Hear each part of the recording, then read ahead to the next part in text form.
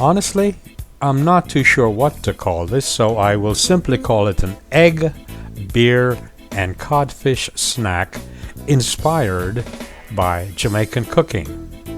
How's that? Well, this is what they look like, and at the end of the cooking, I added just a wee bit more salt. So, let's get started. My codfish fritters are nothing like the ones that you would get from the street vendors in Jamaica. Theirs are super delicious. Mine is just plain delicious. How is that? I tried my best to use ingredients that you can find in any grocery store. Codfish is dried, salted codfish. You can find this in the Caribbean grocery store, of course, and your local grocery store. Onions, of course, regular onions. In addition to the onions, I use some Scotch bonnet pepper. If you cannot find Scotch bonnet pepper, just use habanero. Also, because salted codfish is very, very salty, I soaked it overnight. I was trying to soak the salt out of the saltfish.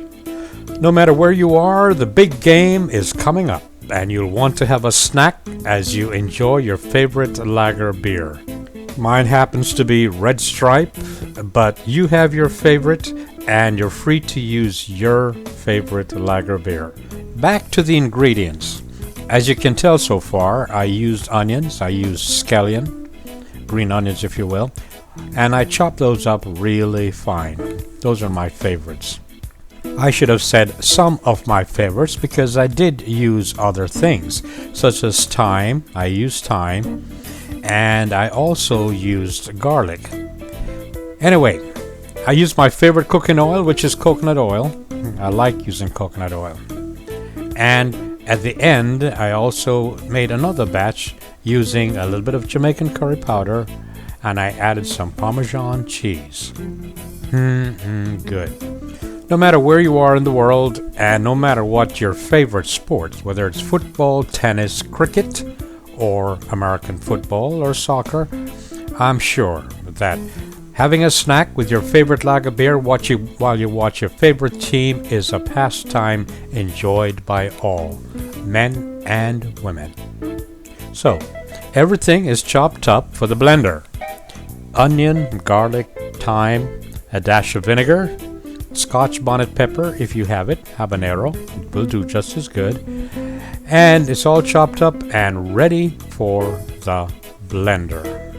By the way, now is also a good time to add things such as tomatoes. I didn't add tomatoes to mine because I had friends over, and tomato is not one of those things that agrees with them.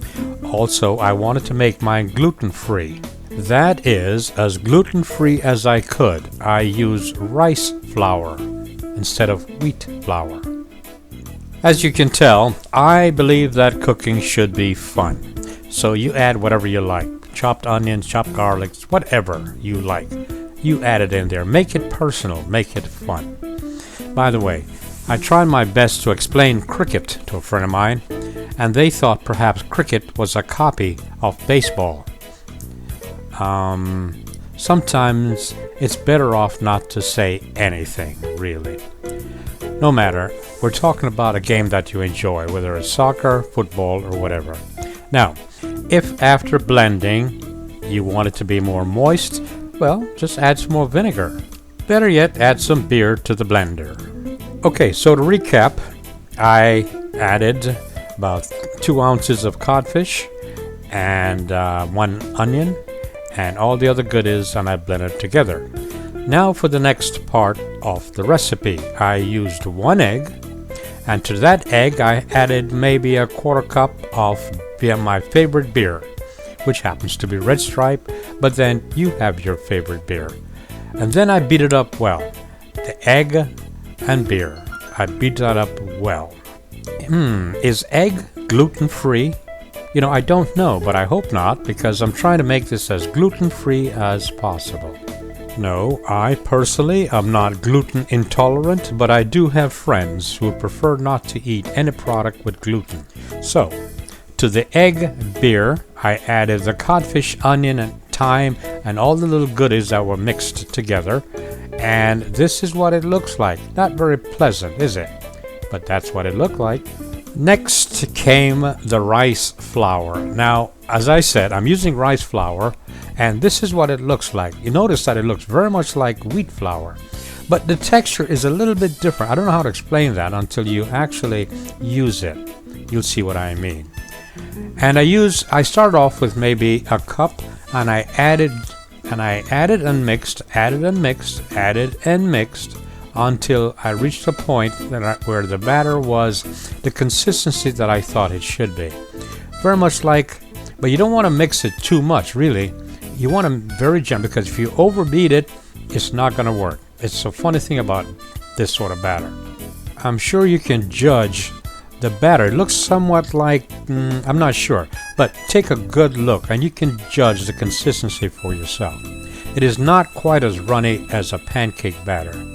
So the idea is to keep adding until it reaches a point, and you don't beat it hard. You just sort of mix the rice flour in with the beer and egg mixture until it reaches a point like that.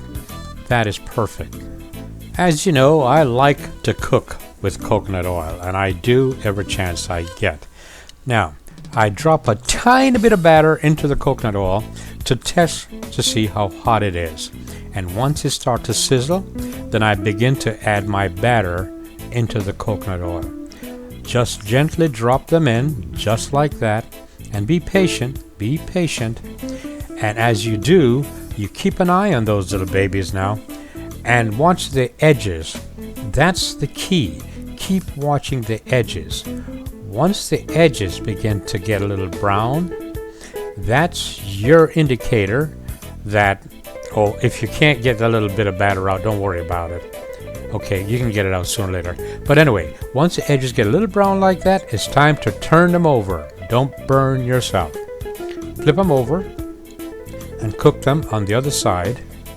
And boy, you'll have a temptation to eat them now, but don't. Okay, don't do that. Cook them thoroughly. Come on, use your imagination. Can you imagine sitting back, enjoying your favorite lager beer with your favorite friends and neighbors as you watch your favorite team, your favorite sports? As I said, can be anything.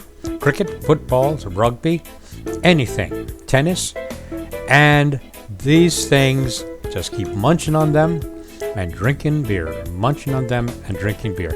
I would suggest that you make a batch to begin with, because you'll either want to add more pepper or perhaps more salt, but you'll want to personalize this recipe before you actually enjoy the neighbors over.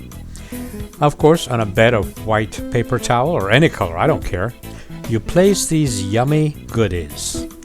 Now, the second batch I made, I did something different. I added Jamaican curry and some cheese.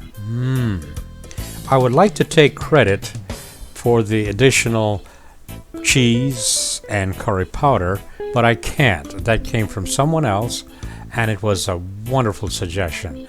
Look how beautiful these things are, and they taste just as good as they look. And now, if you'll excuse me, I'm going to enjoy my favorite lager beer and some of these snacks, and I hope that you'll have the courage and the right fun attitude to also make some for your guests. Bon appetit!